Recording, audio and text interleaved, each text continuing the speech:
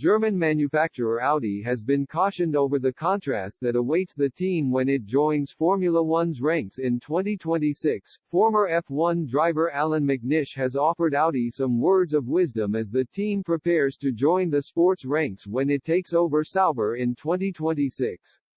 Namely, the Scot has warned the German manufacturer of the difference between competing for the top prizes in F1 compared to other racing formats. McNish, 53, has won the 24 Hours of Le Mans on 3 occasions, the last 2 of which were as part of Audi teams. He's also led the constructor to 3 championships in the American Le Mans Series and spent 1 season driving for Toyota's F1 outfit in 2002. However, McNish's first dip in F1 waters was an unsuccessful one as he failed to contribute any points en route to a 19th place finish. Now working as coordinator of all Audi Group's motorsport activities, the ex-driving star is eager to ensure the company has an easy transition onto the grid. I was with Toyota at Le Mans and then jumping into Formula One. It was a completely different game, said McNish during a recent appearance on the Motorsport Magazine podcast.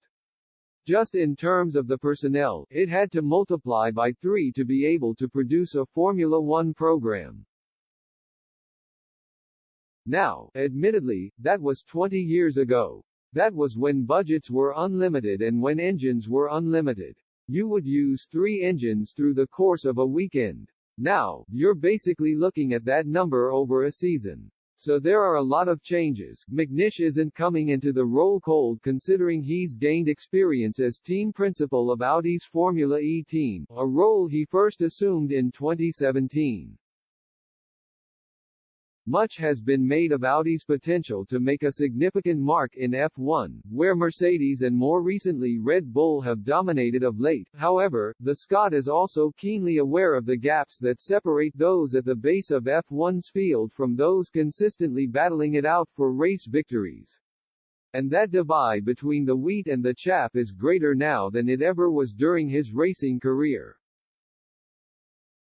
What was very clear to me was when I moved from Toyota at the end of 2002 to Renault as the third driver and also the reserve role, my first ever lap at Barcelona was quicker than my qualifying lap in the Toyota. He continued, so, the difference between people that are fighting in the middle where, we have to be honest, Toyota were by the end of the season at best, and to where you're fighting for race victories, is a huge gulf. I don't think anybody can underestimate that sort of level, and now, it's even more so in Formula One at the top. Audi, or still Sauber, for the time being, has made a commendable hire after luring Andreas Seidl from McLaren to lead its operation. Chief Executive Adam Baker has spoken of his hope to see Audi winning races by 2029, but McNish will look to keep his outfit grounded ahead of the huge challenge awaiting them in F1.